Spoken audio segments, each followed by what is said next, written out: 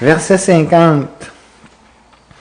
Yat pada palava yugam vindaya kumbha dvanve pranama samanye gana diraja vigam vihatum namhasya jagatrayasya govindamadi purisham tamaham bhajami. J'adore Govinda, le Seigneur originel. Ganesh garde à jamais ses pieds pareils au lotus sur les deux proéminences de sa tête d'éléphant, afin qu'il confère le pouvoir d'éliminer tous les obstacles sur la voie du progrès dans les trois mondes. Alors ici, on parle d'un autre Deva, beaucoup plus secondaire que Brahma, mais pour montrer que ces Devas-là aussi obtiennent leur pouvoir de dévaïtude de Govinda. Avez-vous des pouvoirs de dévaïtude? Alors, leur capacité d'être Deva, un peu comme la pierre prend son éclat de Govinda, alors leur capacité d'agir en fonction de Deva, ils l'apprennent de Vishnu, de Govinda. Et là, la façon qu'il le fait, c'est expliqué. C'est au sens figuratif.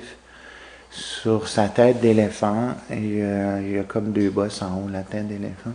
Alors, c'est comme des piédestals pour mettre les pieds pareils au lotus du Seigneur dessus. Alors, ça montre que, ça veut dire quoi? Il y a une attitude d'abandon, il y a une attitude de dépendance, il prend refuge de l'absolu.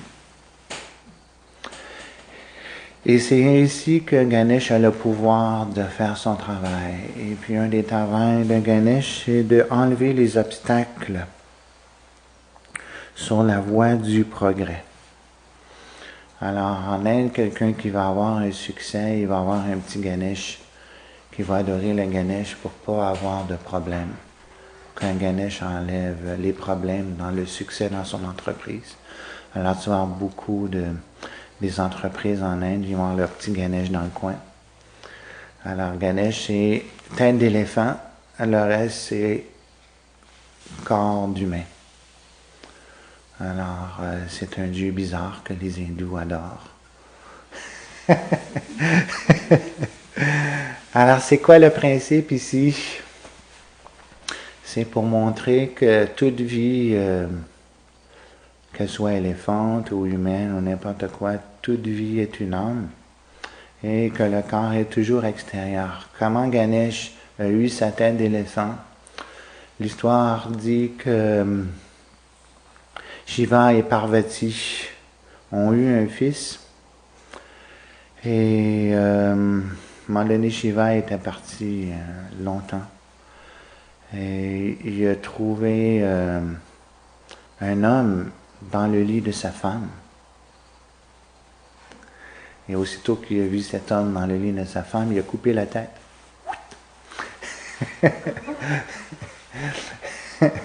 Et puis là, sa femme Parvati lui dit, mais c'était notre fils.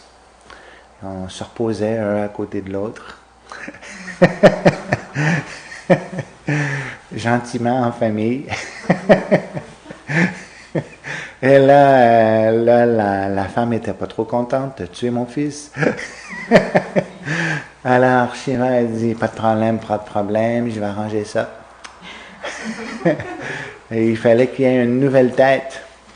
Il avait tout écrabouillé l'autre, je ne sais pas trop si elle avait. Il avait besoin d'une nouvelle tête parce que ça pressait. Et, fait qu'il est sorti noir et la première entité vivante qu'il a vue, c'était un éléphant. Alors, il a coupé la tête de l'éléphant et il l'a mis sur le fils. Ça fait un puzzle de même. Et là, ça fait de Ganesh. Moitié homme, moitié éléphant. Alors, pour pouvoir adorer une telle divinité, il ne faut pas s'identifier avec son corps. Il faut bien comprendre que le corps est juste un vêtement, et puis des fois tu peux avoir un pyjama à tête d'éléphant. Alors, il faut avoir compris qu'on est au-delà du corps. Alors, un occidental, il va voir un hindou adorer Ganesh, il va penser, ben là, c'est l'adoration primitive d'un être mythique. Mais le principe, c'est que dans la tradition hindoue, on comprend dès le plus jeune âge qu'on n'est pas ce corps-là et que les dévas peuvent avoir différentes formes et la forme extérieure, c'est pas ça qui empêche leur pouvoir. Alors Ganesh a le pouvoir d'enlever les obstacles pour ceux qui veulent avoir du succès. Alors c'est pour ça qu'il va être beaucoup adoré pour avoir du succès, pour avoir de l'argent. Ceux qui conçoivent le succès en forme d'argent. Ceux qui vont concevoir le succès en forme de progrès spirituel, il y en a aussi qui vont l'adorer pour le progrès spirituel. Mais c'est toujours mieux d'adorer la source, la personne originelle, Govinda. Govinda Adi Purusha. Ceux qui vont adorer les dévas inférieurs, pourquoi ils vont faire ça? C'est parce qu'ils ont un grand désir matériel qu'ils veulent assouvir très rapidement. Et ça, c'est pas le domaine de Govinda. Et il n'est pas vite pour satisfaire les désirs matériels. Parce qu'il préfère que l'âme se défasse de ses désirs matériels. Parce que les désirs matériels sont vraiment le plus grand obstacle au progrès. Alors, si on veut vraiment enlever l'obstacle principal, qui est les désirs matériels, alors pas besoin d'adorer un déva matériel. On adore Bhajami, on adore Govindam qui est Adipurusham et non pas Ganesh. Donc Krishna explique dans la Bhagavad Gita au chapitre 7 que ceux qui ont un désir matériel très grand et qui vont vouloir adorer les dévas secondaires, et très rapidement on obtient un résultat en adorant ces dévas-là, mais c'est avidi pour vakam, c'est la mauvaise façon de faire. La vraie façon de faire, c'est s'abandonner à l'absolu par le bhakti yoga. Pas de faire de karma kanda, ça veut dire tu es dans la voie du matériel, tu penses aux choses matérielles, tu vas adorer les dévas par désir matériel. Et pour ça, tu veux vouloir satisfaire tes désirs matériels, tu vas adorer ces dévas secondaires-là. Alors ça, c'est une mentalité matérielle et c'est avidi pour vakam. C'est la mauvaise façon d'agir. La vraie façon d'agir, c'est se détacher des choses matérielles, adorer l'absolu par le bhakti yoga, peu à peu se purifier et en même temps, dépendant de l'absolu, mais on obtient le nécessaire pour pouvoir survivre en ce monde. Pas besoin de rechercher des grands succès. C'est rendu la mode aux États-Unis de chercher de trouver la source du succès. Tu as toutes sortes de livres, les 10 pas vers un succès garanti, les 7 façons d'avoir un succès illimité, la clé du succès infini. Tu as toutes sortes de choses. Il n'y avait pas ça, là, même une cinquantaine d'années. Il n'y avait pratiquement pas de ces livres-là.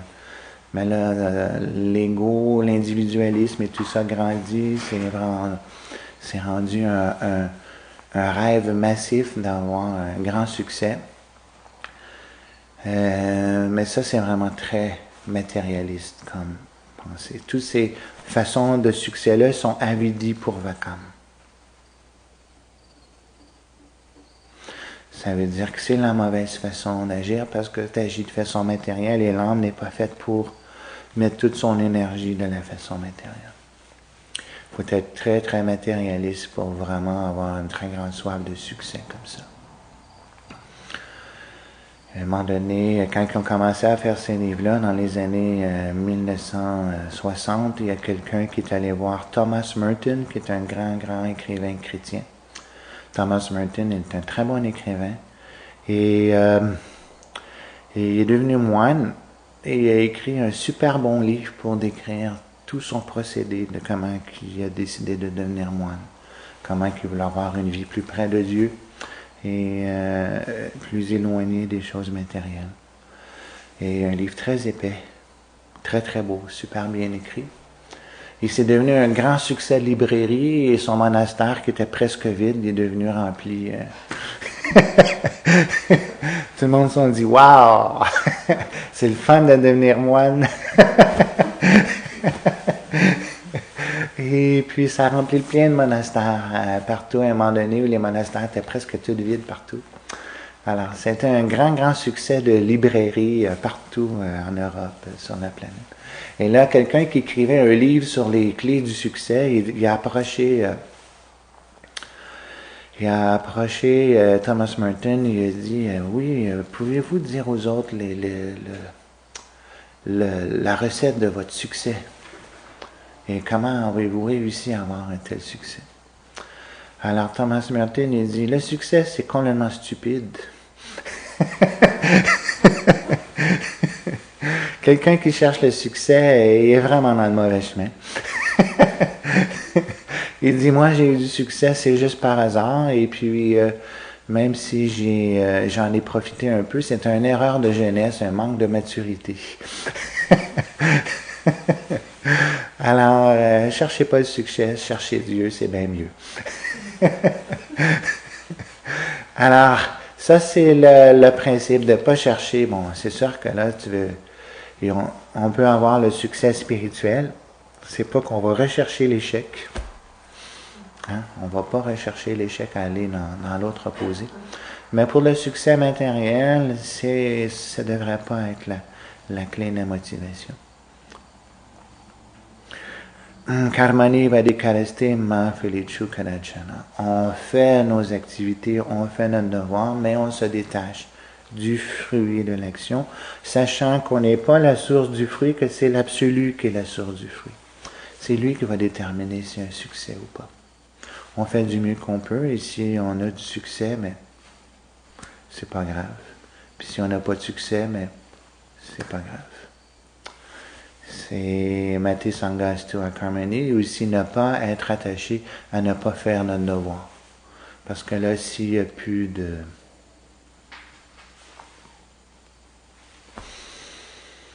Tu dis, ah ben là, s'il ne faut pas que je cherche le succès, donc je ne ferai rien. Là, c'est l'autre. C'est l'autre extrême. Comme je lisais une histoire d'un rabbi juif, très belle histoire. Je ne sais pas si je l'ai raconté à vous. Non, je pense que c'est dans mon autre cours, parce que là, je donne tellement de cours en anglais. Alors, c'était dans un temps, il y a plusieurs milliers d'années, où les Juifs avaient leur temple, et ils adoraient dans le temple. Et puis, il y avait du problème dans la société, parce qu'il y avait beaucoup d'adultère et de concupiscence. Et là, les prêtres se sont dit, ben, il faut arrêter ça, l'adultère, c'est pas bon, c'est pas de la grande piété.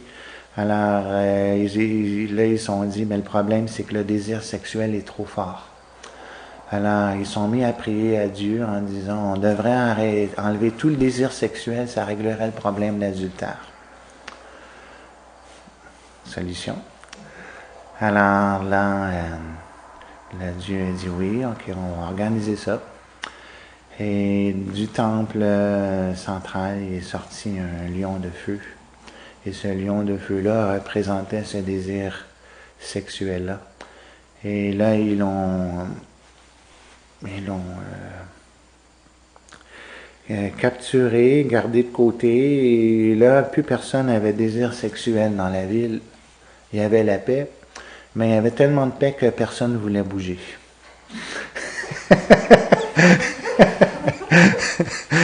Il n'y avait plus de motivation. Parce que la motivation, c'est le comment, c'est le désir de jouir, et le désir sexuel, c'est une manifestation de ce désir de jouir-là. C'est une très, très grande manifestation. Alors, si le karma était plus là, si le désir de jouir était plus là, personne ne voulait bouger. Alors là, on s'était rendu à l'autre extrême. Il n'y avait plus, il n'y avait plus aucune activité. Fait que là, ben, ils ont dit, bon, faut faire un deal. Ils sont bons sur les deals, c'était des Juifs. On va remettre le lion de feu, on va remettre le désir sexuel, mais s'il peut briller un peu moins fort. Pour que le monde agisse, mais pas agir de façon qui va trop briser les principes de la religion. Alors, si on a une grande motivation matérielle, on va adorer les dévas, mais ce n'est pas la bonne façon de faire.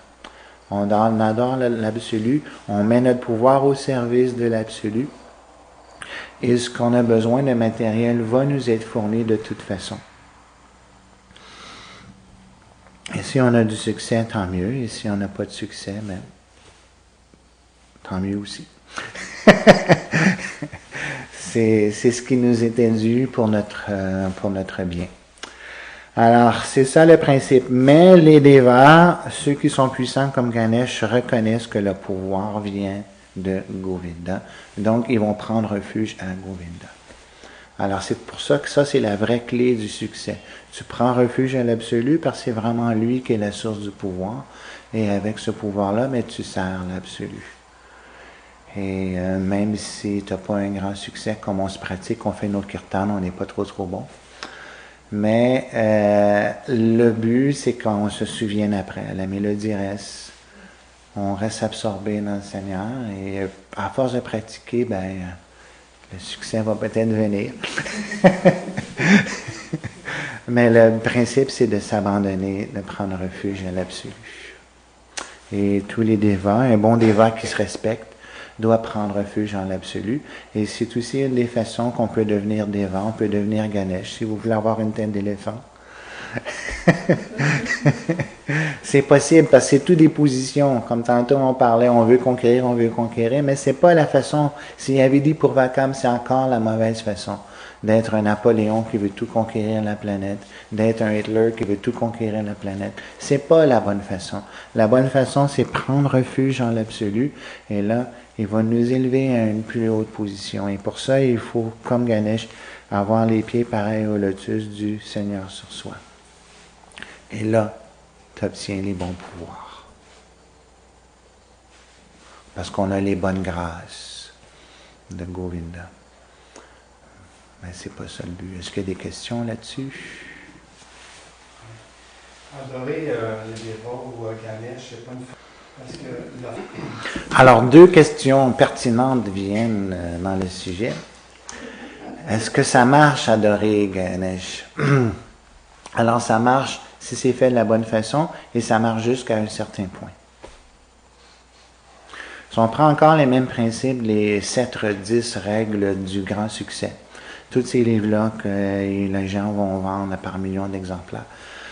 Alors, ils vont dire, il faut que tu le veuilles vraiment, il faut que tu fasses ça, et puis là, ça va marcher. Ça a marché pour moi, mon chum, puis sa grand-mère. Et des millions d'autres l'ont fait, donc ça va marcher. Alors, ces gens-là, ils font, ce principe-là, et puis là, à un moment donné, ça ne marche plus. Parce que le principe, c'est, tu as un désir, il faut que tu le désires vraiment, et là, tu suis toutes les règles pour pas qu'il y ait d'obstacle à ce désir-là, et tu fais ta motivation positive, et puis là, à un moment donné, tu l'obtiens. Et puis là, tu l'essaies une deuxième fois, ça marche. Une troisième fois, oups, ça marche plus. Pourquoi ça marche plus? C'est parce qu'on n'est pas les maîtres absolus de toutes choses. Aussi, ça peut marcher au début, c'est parce que tu avais le karma pour pouvoir l'avoir. Et tu as décidé de tout investir, ton 100 000, c'est quoi la monnaie du karma? Karmaninos. ton 100 000 Karmaninos dans ta banque de karma, il est allé pour ce désir-là. Mais à un moment donné, il te manque de Karmaninos. Et tes autres buts, ils te sont pas donnés. Alors, c'est la même chose pour les devas. Ça marche jusqu'à un certain point, mais il faut que tu aies la bonne façon et c'est presque tout perdu. Parce que cette culture-là de Varnashram, c'est avec les bons mantras pour bien adorer les devas. Ils sont donnés dans la bonne culture avec les bons brahmanas et tout. Et la culture est pratiquement éteinte. Alors, ça marche de moins en moins. Ça marche de moins en moins. Mais ça peut quand même marcher, même si c'est mal fait. Parce qu'en gros, c'est Dieu qui donne le pouvoir au déva, comme on a vu. Il met le pied sur la tête, il prend son pouvoir de Dieu. Alors, quelqu'un peut adorer une divinité inférieure en pensant que c'est une forme du Dieu suprême, et le Dieu suprême va donner à travers ça. Juste pour aider la personne. Alors, première question, c'est ça. Qu'est-ce que ça marche? Ça marche pas trop fort de ce temps-ci. C'est pour ça que les 10 règles du succès, selon le best-seller, est plus populaire que l'adoration des devas. Mais ça aussi, c'est limité. La deuxième question qui vient, est-ce que ça, c'est cette adoration-là aux devas-là, est-ce que c'est déjà aussi un obstacle à adorer l'absolu? Alors, la réponse est oui et non. Non, c'est pas un obstacle pour quelqu'un qui est carrément, totalement athée et qui n'a pas de relation à l'absolu. Au moins, il se tourne peu à peu vers le divin en essayant d'aller voir une divinité quelconque. Et le principe des choses védiques, justement, c'est quand tu es immature et rempli de désirs matériels, tu vas suivre ces bases védiques-là. Mais tu vas le faire de façon védique. Alors, tu veux adorer Ganesh pour avoir du succès. La façon védique, c'est que tu vas voir un brahmana, quelqu'un qui est bien entraîné avec les bons mantras, qui va faire une cérémonie avec les bons mantras pour toi, pour que Ganesh soit satisfait. Et puis là, tu as le contact avec le brahmana, le prêtre, et puis en ayant ce contact-là, à un moment donné, ben, tu vas dire au prêtre, mais oui, mais là, tu as beau faire mon Ganesh, mais je suis encore malade, il y a encore des problèmes. Et puis là, le prêtre, il va pouvoir te dire, Matras Parshas Kunteya, Situshna Sukadukada. Agama Paino Sanityas Tamtitik Shashvabarata. Il va commencer à t'enseigner la Bhagavad Gita. Parce que tu as suivi une façon védique de satisfaire tes désirs, peu à peu, le système védique, la connaissance védique va pouvoir venir à toi. Et lorsque tu vas aller plus loin dans ta Bhagavad Gita, tu vas comprendre que tu n'es pas scolaire, que l'adoration des devas, c'était vraiment juste pour les petits bébés, ceux qui ont très immatures. Et là, tu peux aller plus loin. Donc, ça peut aider.